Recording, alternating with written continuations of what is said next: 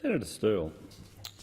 Thanks, Mr Acting Deputy President. Look, I know this is a very, very divisive topic out there, but I just got to touch on a few accusations from Senator Hanson. I'm not going to have a crack at her because she's got a different view, but she's so ill-informed.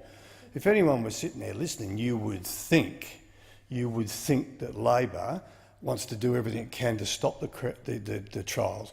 We fully supported the trials, Senator Hanson. We supported them when they came out in April 2016. We still support the trials. So I apologise to all my blackfella mates in the Kimberley, and I'll be with you next week, that this is not a fight about blackfellas versus whites, although Senator Hanson has this unique talent to turn everything into a racist blue.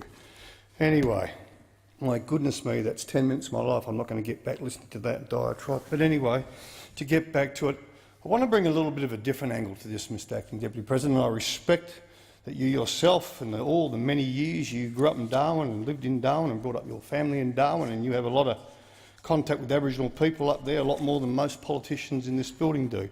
I, as an ex-truck driver running through the Kimberley for 12 years, I built my house and my little business, my wife and I, supplying a lot of these Aboriginal communities. I was a furniture removalist, and we moved a lot of gear in and out, teachers, police, social workers, all sorts of stuff. And I have a bit of an affiliation to particularly the Kimberley, but also the Pilbara. But I've also, in my Senate life, spent a bit of time up in, I don't spend enough, I'd like to spend half the year up there working, but I come away from the Kimberley with the Aboriginal leaders. My first comment every Friday is I sit at the airport in Broome and I say, or Kununurra, and I say, oh, my head hurts.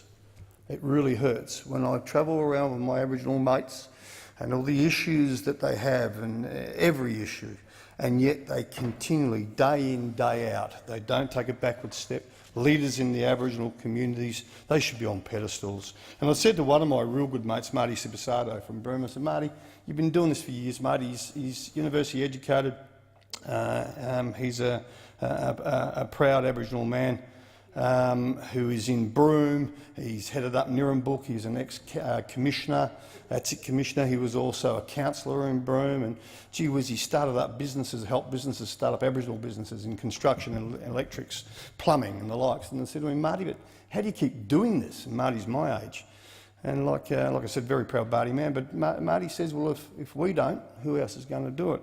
So it just really annoys when I hear Senator Hanson want to try and make this about it's black versus white, and black fellas know the dramas, they know the issues that they've got. But Senator Hanson, I'm not even going to talk about her anymore. I don't want to. Let's get on to the positive stuff. But I want to quote. And you hear contributions from both sides of the chamber. If we go out there, and I want to talk about Aboriginal people, because that's a passion that I have, and particularly as things aren't getting any better. But we're not going to lay the blame. We haven't got it right in 200 years. So to lay the blame at the feet of one person is a bit unfair. There's a lot that have got the responsibility here. But I work very, very closely on the belief that if I want to find people who'll support the card, I can walk into any town in the Kimberley and I can find Aboriginal people who support the card. Then I can go the other way and I can walk into any town in the Kimberley, or let's talk about Wyndham and Kununurra because that's where it is, and find people who hate the card. There's no ifs or buts about that. It's a bit like the climate change argument we were having 10 years ago. When you have eminent scientists say, crikey, the ice caps are melting, we're all going to be drowned in 30, 40 years, then you get other eminent scientists who say nothing to see here, move along, it just happens every couple hundred years. So, really. But let me please explain to the Senate and to those who may have a passing interest in this. One of the greatest Aboriginal leaders in the Kimberley is Mr Ian Trust, and I've said this on a number of occasions here in this chamber. I've mentioned Ian, and a really fantastic bloke who is a proud Gidja man. And he has spent his lifetime. He won Indigenous Business Leader of the Year one year. He was Indigenous Business Advisory Council's Deputy Chair. He was the Indigenous Land Administration's ILA Deputy Chairman. He's the Chairman now currently of Woonan Foundation. And Woonan do a lot of good stuff in housing and the like. But Ian's dream and Ian's vision, and I want to use this time here to give the opportunity for the Senate to hear this where Ian can't say this here in this building, so I'll say it for him. He is absolutely passionate to try and improve the lot of his mob and others. And Ian makes it very, very clear, you know, the challenges that are faced from Aboriginal people, from their point of view. And Mr Acting Deputy President, I must say I'm not talking on behalf of anyone else. I'm not talking about Ceduna. I have no idea how it's been going in Ceduna, but for Kununurra and Wyndham. And Ian was one of the first to say we need to do something, because he recognised the breakdown in culture, the continual severe social problems that are faced by his mob and others. And also recognise, and Ian's hot to trot on this, which does not rate very mentions down here, and it should, and it's the high rate of suicides within Aboriginal communities in the Kimberley. I mean, kids as young as 11.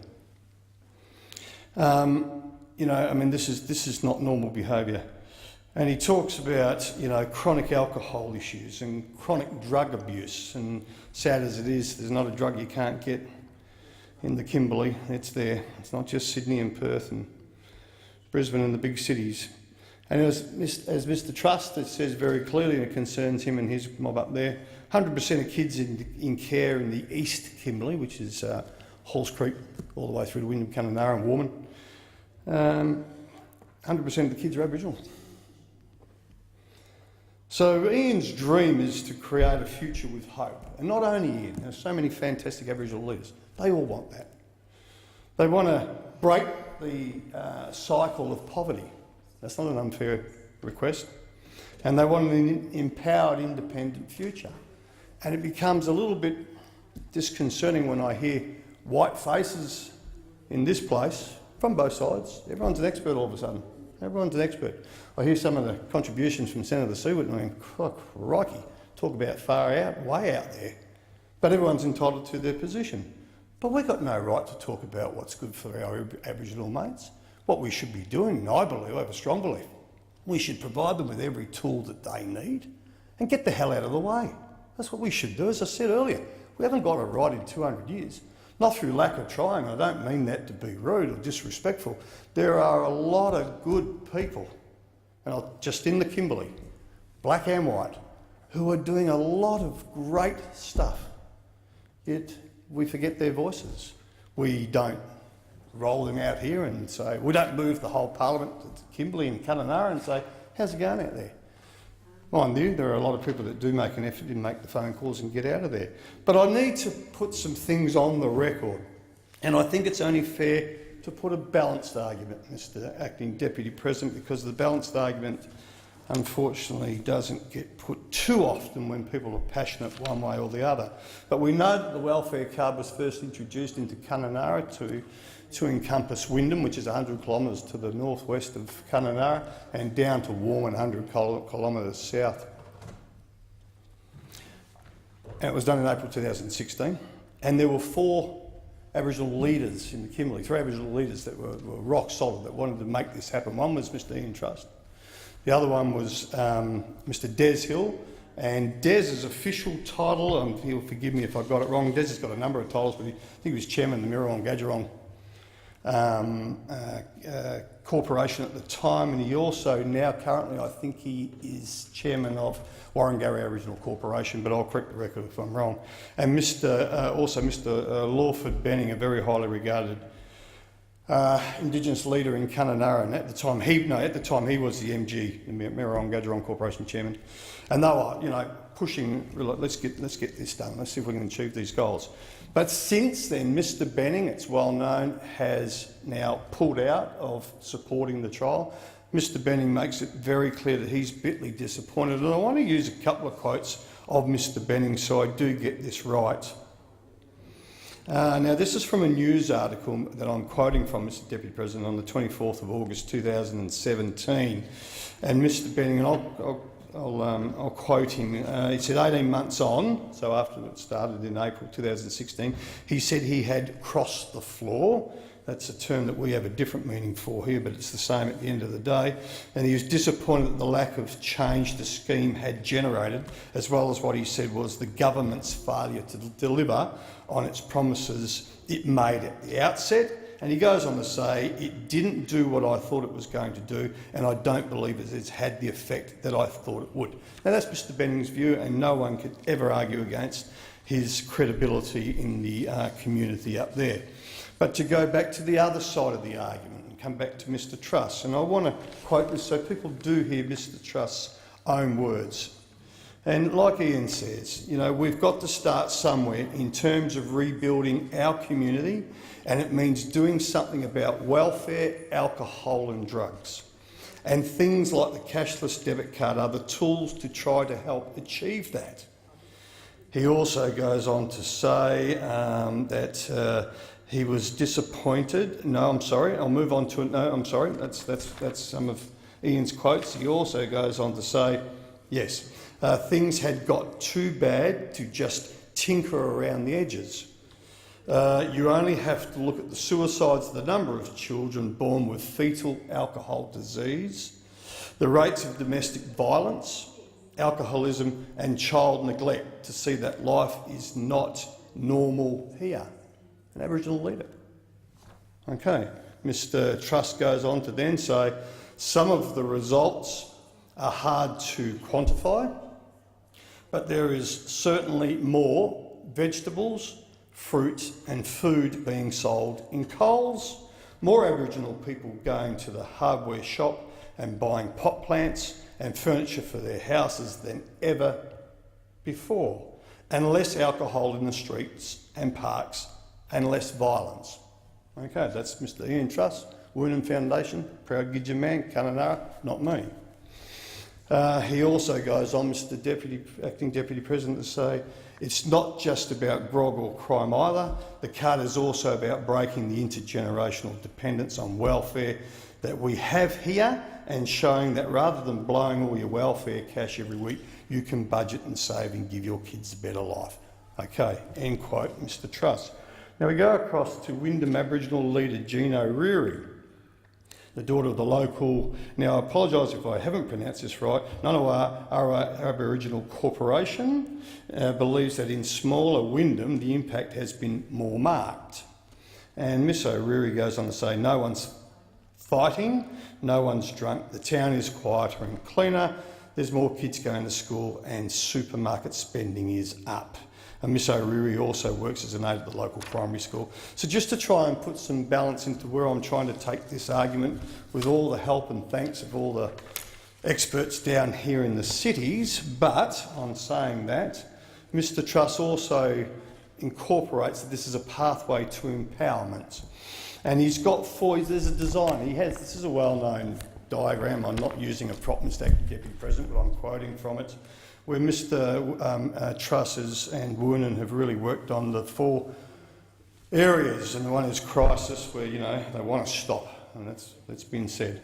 And they actually, this is Mr Truss and his supporters, they want to stabilise the situation so where kids can get to school, the parents or parent can get a job, they can actually get access to housing. That's the dream, we get all that, and they want to get them ready for change, and so change can take place. But what I wanted to say, the way the government has or is trying to ram this upon the rest of the nation, that's what Labor doesn't support. So for everyone listening out there, and once we heard some of the diatribe from the other side just then, from the Queensland Senator, we're not opposed. I mean, I wake up and I work in the Kimberley, and it hurts me, it hurts my heart when I see the disadvantage. So to cop that crap from her, I'm probably not going to say that. I'll retract that. There you go, I've gone and done it. I've talked about her, I've put myself off again. Let's get back to the positive stuff. I want to see change. Our Aboriginal leaders want to see change, for crying out loud. So why don't we listen to their voice? That's all we're saying, give them the opportunity. Everyone's got a great idea down here in Canberra, everyone's sitting in a coffee shop. So to come back to it, Labor does not oppose the card. But what we are hot to trot on is consultation. And I know the Greens are going to have grief with this, but our Aboriginal leaders are speaking. And what we've said very, very clearly, Mr Acting Deputy President, we can't support this bill as it sits. But there are common sense amendments on the table. Now, couple of the independents probably don't even want to think about that or talk about that, but I ask Australia, what is wrong if we say that we'll support the bill on a number of amendments being agreed to? Like we just create a new trial end date to the end of June 2019. I don't see what the pain is there.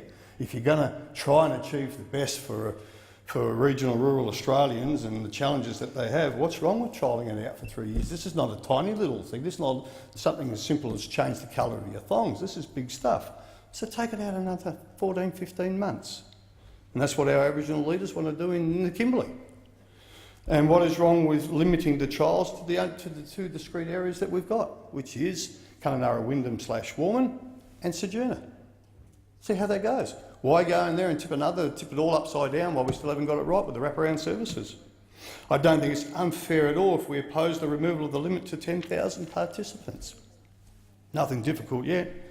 Also, the other amendments that Labor want to put in is to specify, and this is very important, how people, it's all important, but this is a no-brainer. Specify how people in trial areas who are on the cashless debit card can have the proportion of their income support payments on the card reduced or exit the trial. Mr Acting Deputy President, I don't expect you to answer from the chair because you can't. I see no difficulty in that. It's not going to cost the nation anything. In fact, it's a reward if people are, if they've met the level, or, the kids are at school, or they've got their, spending under control and it's been a great help. What is wrong with that? And I know the Greens can't answer this. I know they can't. They'll just rabbit on and carry on like there's no tomorrow. They're all good at making suggestions, but there's never a final end with the Greens. And the last one is to guarantee funding for wraparound service in trial sites formally in the legislation. Now, that's not a big ask. That's what the government first started off with. That was part of their sales, that all the wraparound services would be provided. And we've heard it from Mr Benning, Mr Lawford Benning, it hasn't been provided. So in saying that, Mr Acting Deputy President, I hope that I was able to try and put a balanced view to try and correct some of the nonsense that has been said in here. And when all is said and done, for want of a better phrase, if our Aboriginal leaders want to try anything that they think that will progress their peoples, to give hope to their children and their grannies, and move towards not closing the gap, eliminating the damn gap.